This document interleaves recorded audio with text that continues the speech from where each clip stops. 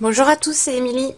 Alors, je vous propose cette vidéo aujourd'hui pour vous montrer une de mes premières créations que j'ai fait pour ma DT Scrap by Fleur de Lune. Il s'agit des papiers de la collection On the Couch de Craft O'Clock. Que vous dire, j'adore. J'adore les couleurs mêlées gris et jaune. Vraiment, j'ai vraiment apprécié travailler ces papiers. Donc j'ai décidé de faire un mini-album. Mon mini-album, il est assez long.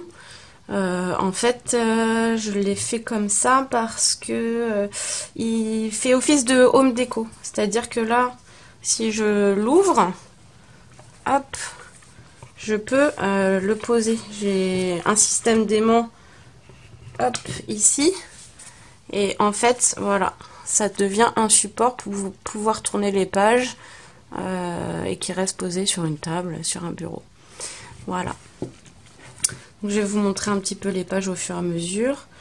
Qu'est-ce que j'ai utilisé? Alors, ce qui est pratique chez Craft O'Clock, c'est que on a plein de choses à découper autres que le papier. Donc en fait là, j'ai pas rajouté beaucoup de choses en dehors de la collection parce que on a une tonne de découpes. Là, je vous montre quelques-unes. Par exemple, on a ces petits napperons qui sont quasiment dans toutes les collections, il me semble, qui sont dans les kits de papier 15-25 par 15-25. Et je crois qu'il y a 2 feuilles à découper à chaque fois avec les motifs. C'est super pratique. On a des petits die cuts comme ça, que j'ai utilisé pas mal, que j'ai aussi détouré dans l'album. Les fleurs, elles proviennent de la petite étiquette qu'il y a sur le kit de papier 30-30, où il y a le nom de la collection et les visuels des différentes feuilles. Donc au dos, on a ces magnifiques petites fleurs à découper. Ça, c'est génial. Et puis toujours dans la collection 15-25 par 15-25, tout plein de petites étiquettes aussi à découper. C'est très pratique. J'en mets partout, moi, donc c'est vraiment très sympa. Voilà, voilà. Donc, écoutez, je crois que je vais ouvrir mes anneaux pour vous montrer les pages au fur et à mesure parce que si je les retourne comme ça, on va les voir à l'envers. Alors qu'en fait, le principe, comme on le pose sur la table, normalement, quand on retourne la page, on la voit du bon côté. Là, si je le fais en vidéo comme ça, voilà, ce sera à l'envers. Donc là, c'est la couverture. J'ai mis une petite enveloppe où on peut placer quelques photos. Voilà, je vais enlever les anneaux. Je vais enlever les pages surtout. Hop, ce sera beaucoup plus simple. Voilà. Donc, j'ai choisi de faire à chaque fois une face sans possibilité de mettre de photo, juste pour de la déco. Et l'autre face avec un emplacement photo. À chaque fois, l'emplacement photo est caché. C'est un élément de décoration, quoi. Après, on met ce qu'on veut à l'intérieur, ça fait petit secret, c'est sympa.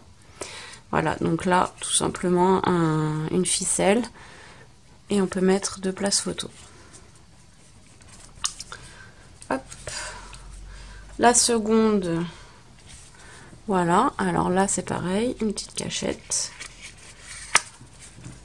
Du coup, on peut mettre 2 photos. Et en fait, comme les pages grandissent au fur et à mesure, les photos deviennent de plus en plus grandes. Hop.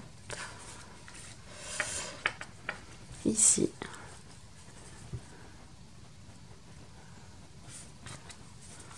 Là, la photo dans la petite pochette. J'en ai mis qu'une, mais je pense qu'on peut en mettre plusieurs. Voilà. Ici, et bien là, on tire la petite pince. Et voilà. Hop.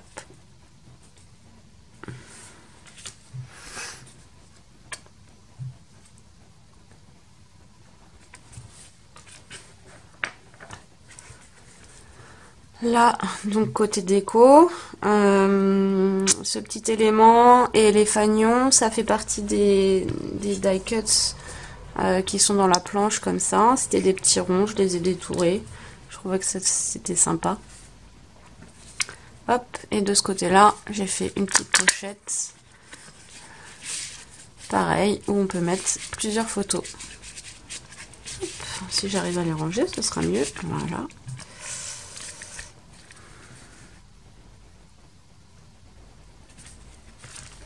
La dernière page. Donc là, c'est pareil, c'est pas collé. Je crois que c'est la seule page où on voit une photo. Où on la voit vraiment. Et la dernière. Voilà. Hop. Donc je suis assez contente de ma petite création. Je ferai pas de tuto parce que il faut que je revoie un petit peu mon système. Je pense que j'ai pas pris de mesure assez large, c'est-à-dire que quand il est fermé en position pour être posé, je pense que je devrais faire une largeur du rabat un peu plus grande. Donc je ferai peut-être un tuto, mais je reverrai la structure pour que ce soit plus précis et que ça tienne mieux, parce que là en fait bon, mes pages sont pas très lourdes, mais il y a quand même du volume et normalement ça tombe pas, mais si je mets toutes les pages au verso quand je les tourne, ça c'est pas très stable et je suppose que c'est à cause de cette largeur là. Bref, et bah écoutez, merci d'avoir regardé cette vidéo, je vous dis à très bientôt, au revoir.